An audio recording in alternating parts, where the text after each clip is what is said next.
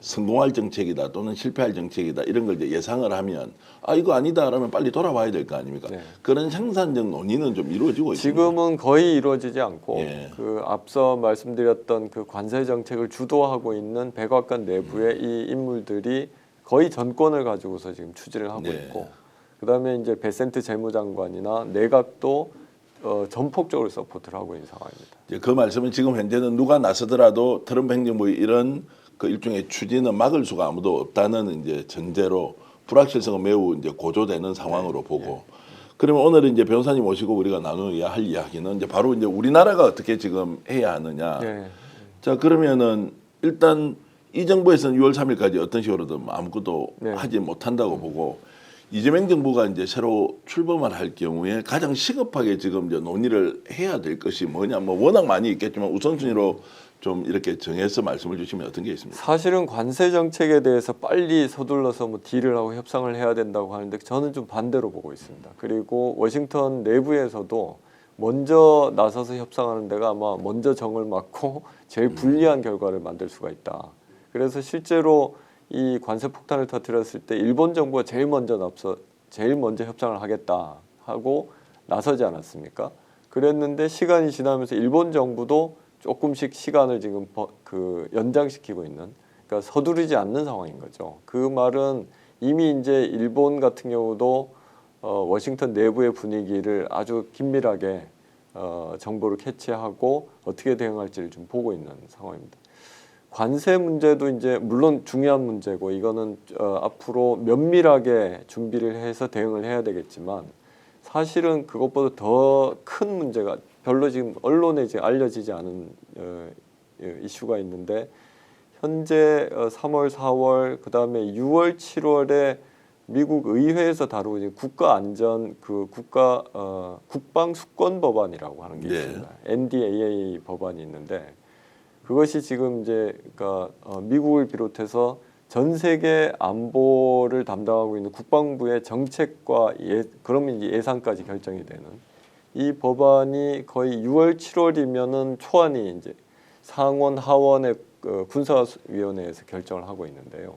거기에 각 국가별, 지역별 정책이 다 지금 준비가 되고 있습니다. 예를 들면 주한미군 지금 현재 28,500명이 돼 있는 것을 숫자를 줄일 거냐 말 거냐, 이 항목을 삭제를 할 건지, 그 다음에 뭐 미사일 방어 체계, 지금 트럼프가 얘기했던 뭐 도움 형태로 해서 미국을 보호하겠다라고 하는 이런 것들이 지금 다 다뤄지고 있는데 이 안보 국방수권법 안에 한반도 그다음에 한국 정부의 이후 뭐 주한미군 방위비 문제는 아주 이제 그 중에 이제 하나일 뿐이고요.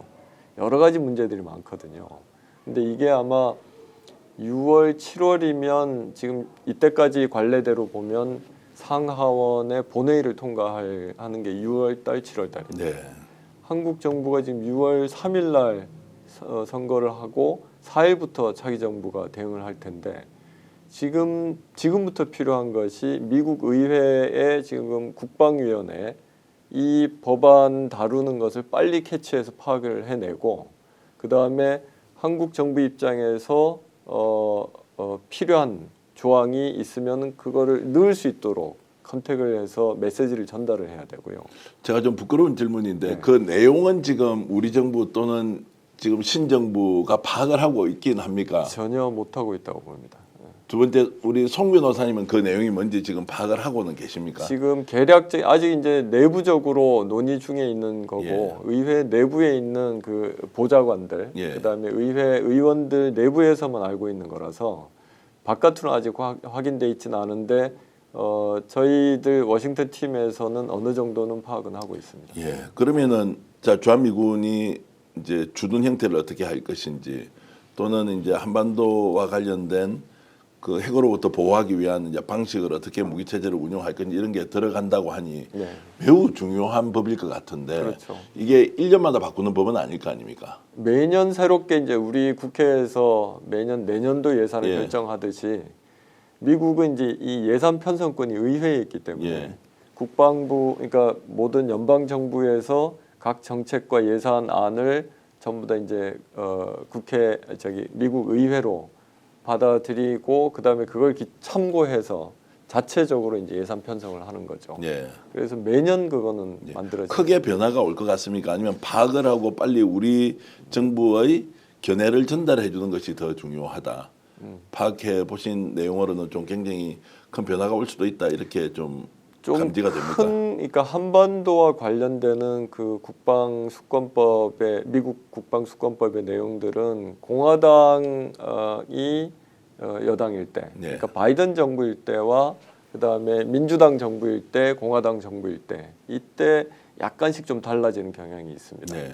그게 이제 대표적으로 과거에 2022년인가요? 그때 주한미군 숫자가 그 전에는 계속 고정이 돼 있었는데 2022년인가 그때 이 숫자가 빠진 적이 있어요. 네.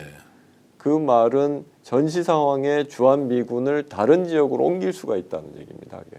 그렇게 되면 이걸 옮기기 위해서 그리고 그런 비상 상황에 옮길 수 있도록 하기 위해서 그 지역에 한국 정부의 어떤 방위 분담이나 안보와 관련되는 뭐 비용 부담을 더 시킬 수도 있는 거고 네. 미사일 방어 체계라든지 지금 이제 핵무기에 대한 핵 전략 무기에 대한 그 배치 체계라든지 이런 것들을 바꿀 수가 있는 거죠. 예. 자, 그러면 이제 그렇게 복잡하게 흘러가는 현안을 예의주시하면서 신속하게 대응하려면 네. 미국의 네트워크가 있어야 되고 이 네트워크를 이재명 정부와 연결해 줄 수 있는 메신저가 또 있어야 하고 네. 그것은 외교 라인이든 공식이든 비공식이든 뭔가 이런 것들이 준비가 돼 있어야 할 것 같은데 좀 냉정하게 말씀을 좀 해 주시길 부탁드리는 것은 네. 지금 이재명 그러면 신정부는 자, 이런 부분에 대해서 나름대로 준비는 잘 하고 있습니까?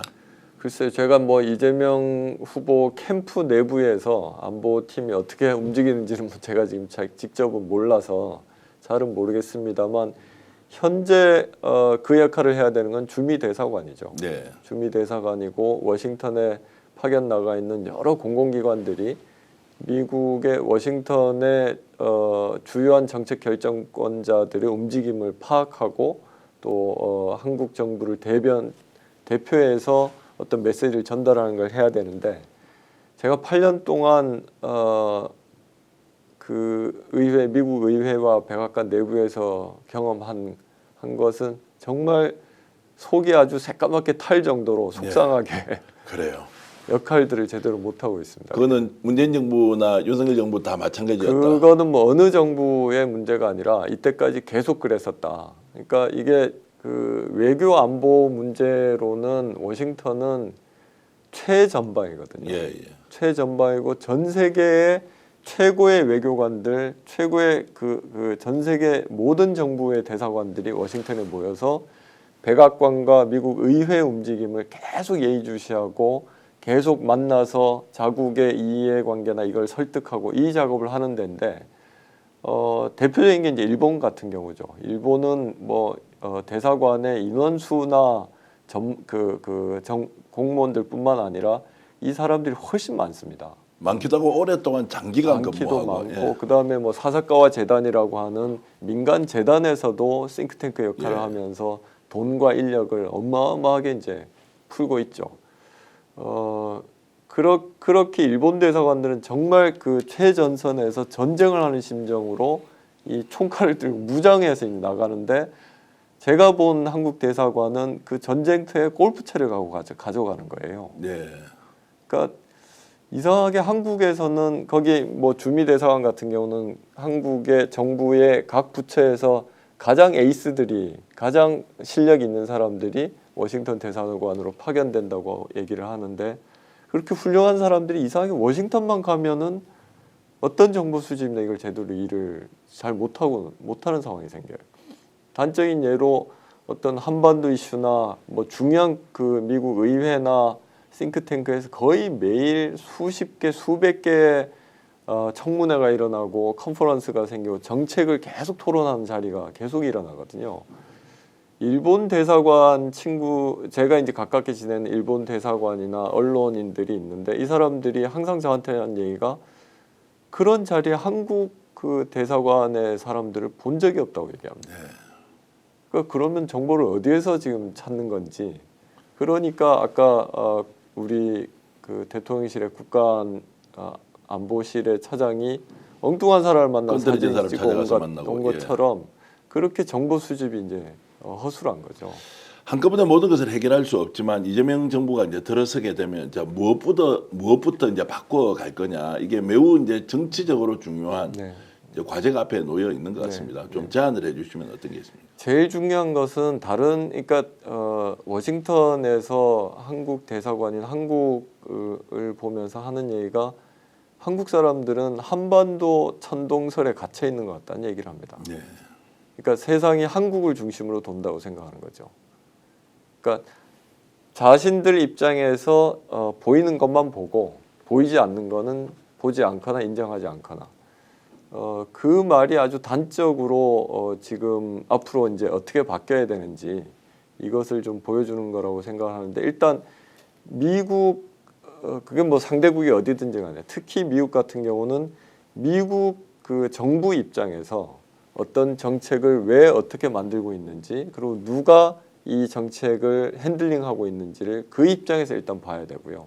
그 다음에 한국 입장에서 봤을 때 이 미국의 정책이 어떤 영향을 미치는지 이렇게 이제 계산을 해줘야 되는 거죠. 그래서 제일 중요한 것은 지금까지 뭐 수십 년 동안 한국의 주미 대사관을 비롯해서 외교 라인이 한반도 천동설에 갇혀서 워싱턴에서 일을 했다면 이제는 정말 전쟁터의 최전선에 나가서 완전 무장을 한 상태로 외교 안보 정보를 취합하고 그 관계를 열어야 된다 하는 그런 시스템 자체를 좀 바꿔야 되지 않을까 싶습니다. 결국 이제 대통령이 어떤 역할을 하느냐가 매우 중요할 텐데 이제 현안에 대한 학습 능력이 탁월한 사람이 이제 이재명 후보라고 다들 얘기하지 않습니까? 지금 우리 송 변호사 말씀 이런 것들이 전달되기만 하면 이것이다 이거 바로 해결할 수 있겠다 없겠다 판단 내릴 수 있는 분이라고 저는 보는데 그러면서 지금 김현정 이제 그 통상교섭본부장이 지금 이제 합류를 하고 있지 않습니까? 이런 걸 보면 이재명 후보가 이 문제를 빨리 캐치해서 제대로 대응을 할 수 있다 없다라는 부분은 지금 어떻게 전망을 하십니까? 그래서 이제 뭐 제가 그분들이 어떤 정책을 어떻게 해왔는지에 대해서는 뭐 정확하게 잘은 모르는 상황이라서 어떤 평가를 할 수 있는 입장은 아닌 것 같은데 일단 워싱턴 입장을 제가 전달을 드리면 특히 미국 그 워싱턴에서는 정부와 의회 쪽에서는 한국 민주당에 대한 불신이 상당히 큽니다. 아 그렇습니까? 그리고 전반적으로는 아까 말씀드린 것처럼 뭐 이게 한국의 이 보수당이든 민주당이든 다 이제 한반도 천동설에 갇혀 있다라고 하는 생각을 하고 있고 정보 취합이나 상황이 어떻게 되는지에 대해서 잘 모르고 있다고 하는 게 일단 기본이고요. 그러니까 미국의 정책이 어떤 내용인지 그리고 어떤 배경에서 어떻게 하려고 하는지에 대해서 잘 모르고 이제 계속 한국 측 주장만 한다는 얘기죠. 그게 하나가 있고 그 다음에 지난 문재인 정부 때 외교 라인에 대한 불신도 상당히 큽니다. 잘했다고 우리는 알고 있지만 실제 그렇지 않다는 거네요.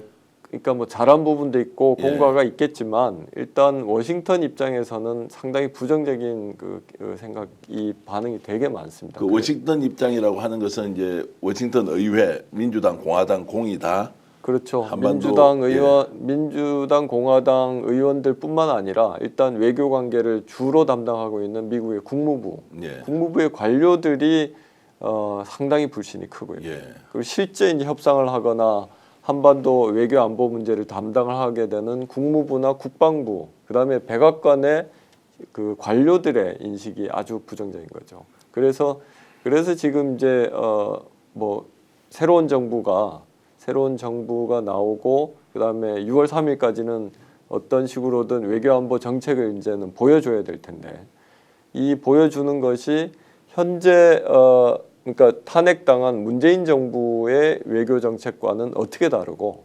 또는 윤 정부가 취했던 외교 정책 중에 유지할 것은 무엇이고 버릴 것은 무엇인지 지난 문재인 정부 때와는 또 어떻게 다르고 어떻게 같은지 이것을 선명하게 보여주는 것이 제일 필요합니다. 그런데 윤석열 정부의 외교 안보 정책에 대해서 미국 쪽에서는 어떻게 보냐면 그야말로 한마디로 보면 그냥 호구로 보고 있습니다. 호구로.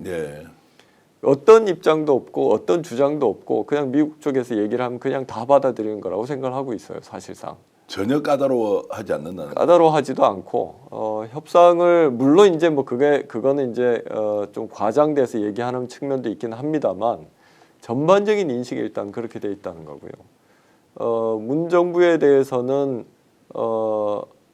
어떤 계속 뭔가를 하려고는 하는데 신뢰를 할 수 없는 어떤 행태를 보인다라는 이런 불만들이 계속 나오고 있어요. 외교에서 뭐 참 신뢰라는 것이 오랫동안 쌓여야 하는 것인데 지금 미국에서 대한민국을 그렇게 보고 있다는 것은 좀 솔직히 충격적이네요. 그래도 큰 문제 없이 한미 관계가 잘 유지된다고 보수 정권이든 진보 정권이든 관계없이 잘 되고 있다라고 했는데 막상 현지에서 보면 전혀 그렇지 않다라는. 전혀 그렇지가 않고, 그러니까 이게 특히 워싱턴의 분위기가 한반도에 대한 인식이나 한반도를 얼마나 중요하게 생각하느냐에 대한 분위기가 몇 년 사이에 아주 크게 바뀐 상황입니다. 네. 지금. 트럼프 1기만 하더라도 사실은 북한 이슈에 대해서 북한에 대해서 상당히 중요하게 보고 있었거든요. 근데 지금 트럼프 2기에는 북한은 전혀 높은 수위에 있지 않습니다. 네. 무조건 지금 중국과 대만에 오히려 높은 수위의 이 프라이어리티를 가지고 있고 북한 주제는 거의 이제 밀려나 있는 상황이고요. 한국도 마찬가지. 한국은 뭐 거기에 비하면 훨씬 더 안중에도 없는 그런 우선순위에 굉장히 밀려 있다는 것이고 그런 상황이고, 그 다음에 또 지금 봐야 되는 것이 어떤 북한에 대한 견제보다 한국에 대해서도 한국 정부에 대해서 기대하거나 요구하는 것은 대중국 견제를 어떻게 할 것인가를, 그리고 중국 견제를 하는 데에서 한국 정부가 어떤 역할을 할지. 그러니까 중국이 예를 들어 대만을 침공하는 게 뭐 2027년에 지금 시나리오가 나와 있는 그런 시나리오가 나올 때 한국은 어떻게 대응해야 될지, 이런 문제에 대해서 오히려 더 큰 관심을 가지고 있는 거죠. 오늘 방송 어떠셨습니까? 마음에 들었다면 구독, 좋아요로 스픽스를 응원해 주십시오. 여러분들의 구독, 좋아요는 가장 큰 힘이 됩니다. 스픽스 구독, 좋아요.